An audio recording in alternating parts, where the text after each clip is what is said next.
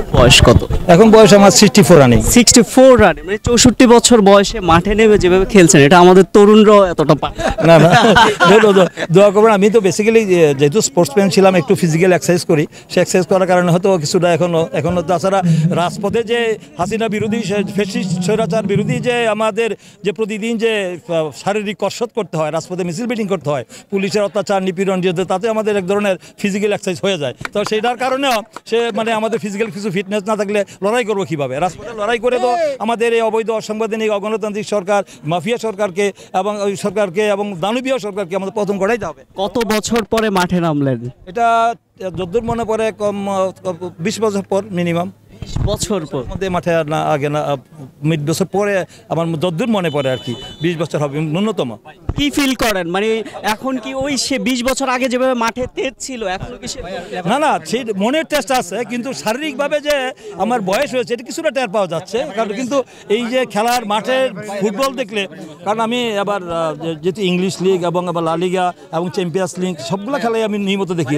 ধন্যবাদ। যে পুরা জাতিকে মানে আমাদের আবার ঐক্যবদ্ধ করে আমরা, যেমন শহীদ রাষ্ট্রপতি জিয়াউর রহমান আমাদের যে ক্রীড়া অঙ্গনে তিনি ক্রীড়ামন্ত্রী ছিলেন এবং ক্রীড়াকে উৎসাহিত করেছেন এবং তার অনেক অবদান রেখেছেন। তাই মনে করি যে বিএনপির এই 45তম এই প্রতিষ্ঠাবার্ষিকী উপলক্ষে যে আয়োজন করেছেন, বিশেষ করে জাতীয় ক্রীড়া দল, বিশেষ করে আমাদের সাবেক জাতীয় দলের যে ক্যাপ্টেন, আমাদের অহংকার গর্ব, এই যে আমিনুল হক, তাকে আমি ধন্যবাদ দেই যে সেই উদ্যোগ নিয়েছে, সমস্ত কৃতিত্ব তার।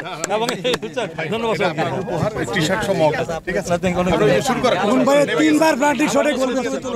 দর্শক, এতদিন আপনাকে রাজনীতির মাঠে আমরা খেলতে দেখেছি, আজকে ফুটবলের মাঠে অলরাউন্ডার, মানে মাঠেও খেলেছি আগে, এখন রাজপথেও খেলতে হচ্ছে। এখন খেলা তো আমাদের ফাইনাল খেলা সামনে, সেই ফাইনাল খেলা আমরা বিজয়ী হব আমরা ইনশাআল্লাহ। আমরা খেলার মাঠে যেমন চ্যাম্পিয়ন, আমরা রাজপথের মাঠেও চ্যাম্পিয়ন হব। আমরা আসলে নতুন, এখানে দাঁড়ান, মানে আমরা আসলে নতুন প্রজন্মের অনেকেই আপনাকে ভালোভাবে চিনি না যে আপনি কেমন খেলোয়াড় বা কি বিষয়। আপনি যদি আপনার মানে অতীতের খেলার ইতিহাসটা একটু। আমি বেসিক্যালি ফুটবলার ছিলাম। আমি স্কুল কলেজ জীবনে আমি ফুটবল খেলেছি, খেপও খেলেছি আর কি, তো আমার এলাকায়। এবং তার পরবর্তীতে যখন ঢাকা বিশ্ববিদ্যালয়ে ভর্তি হলাম 80-তে, ভর্তি হয়ে আমি তখন আমাদের হাজী মোহাম্মদ মহসিন হলে মাঠে আমি ফুটবল খেলতাম এবং সেখানে আমি বেসিক্যালি পরে ফুটবল এবং অ্যাথলেট দুইটি ছিলাম। তারপর 82-তে ক্রীড়া সম্পাদক নির্বাচিত হলাম, ছাত্র সংসদে নির্বাচিত হলাম। সেই সংসদে অনেক ভোটের ব্যবধানে, সেই যেহেতু হলে স্পোর্টস চ্যাম্পিয়ন হওয়ার কারণে আমি নমিনেশন পেয়ে আমি ক্রীড়া সম্পাদক হলাম ছাত্র সংসদে। তারপরে থেকে মনে করেন যে তো সেই সুবাদেই মানে সরাসরি রাজনীতিতে মানে নেতৃত্বে চলে আসে আর কি। এর আগে আমরা সমর্থক হিসেবে ছিলাম বা কর্মী হিসেবে ছিলাম, কিন্তু নেতৃত্বে এসছি 82-তে। তখন তারপরে সেখানে আবার পরবর্তীতে আমাদের বিশ্ববিদ্যালয়ের আন্তঃবিভাগ ফুটবল প্রতিযোগিতা আমরা অংশগ্রহণ করেছি এবং সেখানে আমাদের নিয়মিত খেলাধুলা, আমি এই রাজনীতির পাশাপাশি খেলাধুলার প্রতি আমার একটা আগ্রহ সমান ছিল। তাছাড়া আমি ওয়ান্ডার্স ক্লাবের ভাইস প্রেসিডেন্ট এখনও, তারপরে আমি মোহাম্মদ স্পোর্টিং ক্লাবের আমি মেম্বার, তারপরে আমি তারেক রহমান স্পোর্টিং ক্লাবের আমি সভাপতি। তারপর আমার এলাকায় আমি সেই স্পোর্টসের সাথে সম্পৃক্ত। আমাদের যে জেলায় যেসব জাতীয় পর্যায়ে বা জেলা পর্যায়ে যেসব স্পোর্টস হয় সেগুলোতে আমি তাদেরকে প্যাট্রোনাইজ করি, আমি উৎসাহদীপনা দিই, আমি যতটুকু সহযোগিতা করার করি আর কি। কিন্তু এই ফুল টাইম পলিটিক্স করার কারণে এই মাঠে সেইভাবে সময় দিতে পারি না।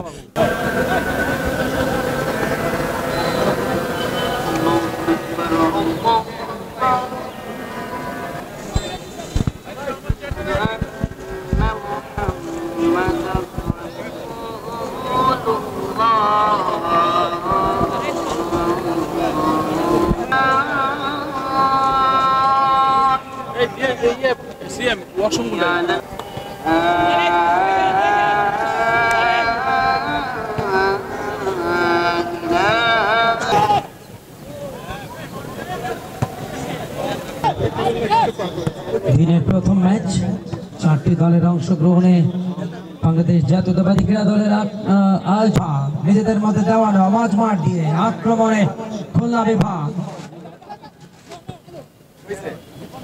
দেশের ফুটবলে অনেক কিংবদন্তি উপহার ঠিক মতো দিতে পারলেন না। নরসিংদী জেলা চমৎকার পাস নিজেদের মধ্যে, বাট শেষ পর্যন্ত নিয়ন্ত্রণ রাখতে পারলেন না।